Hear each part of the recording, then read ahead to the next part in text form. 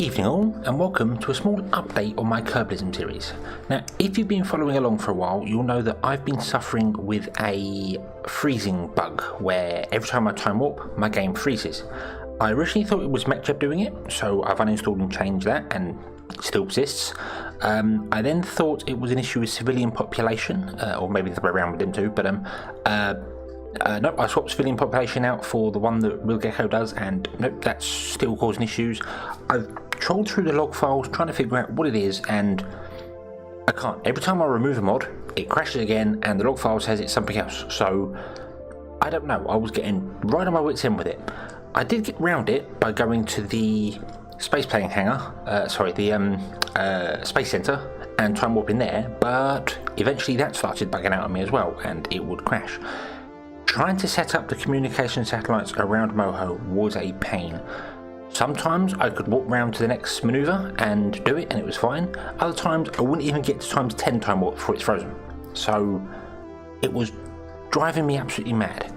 So I decided to completely delete everything and reinstall from scratch. I updated to 1.3.1, which is a localization one. It adds new language and things to it, so it's not really a major thing, but whether it's the update of the game or whether it's just the fresh install of the mods, it's all working again. Everything's up and running and working fine. There are some tricks in CCAN you've got to do to make it install 1.3 mods or 1.1, but that's fairly straightforward.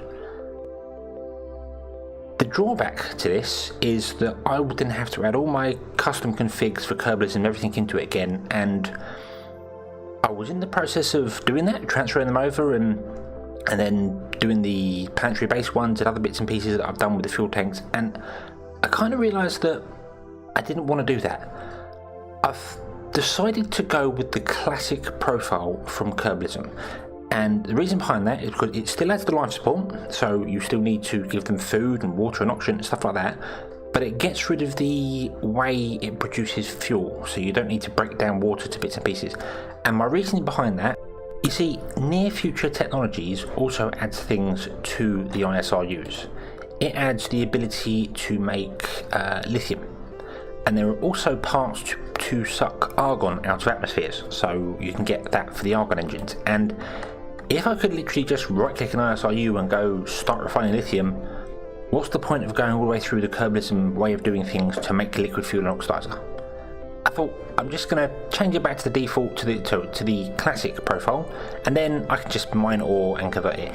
It is a bit sort of cheap to change it halfway through, and it's a bit weird, but it was easier to do that way. This does, however, add its own interesting thing to the game, because you can no longer produce oxygen. You've got liquid fuel and oxidizer, but you can't produce oxygen any way that I can see, other than if you go to a place with an atmosphere, the carbon filters can pull it out of the air. But if you're going to send a mission over to the moon or Mimus or whatever, you need to have enough oxygen on there to get there, do whatever you're doing, and get back, or your Kerbals are going to die. So that adds a new sort of difficulty to it, and that sort of makes up for the way the fuel system changes. I'm going to leave all the fuel system changes that I've done on my custom profile up to download. If people want to do that, that's fine. And I might look into updating that again at some point, and maybe even changing the way Near Future does lithium or argon as well, because, well, it's quite easy to just click and make it, but well, yeah, so that's basically what I'm doing with it. I've updated to 131. Everything's working. The time warp bug is now gone. I've managed to get all the stuff sorted out of Moho, so I'm happy with that.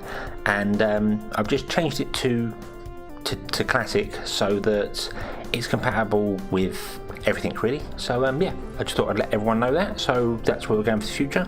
And yeah, I'll see you next time. So till then, have fun.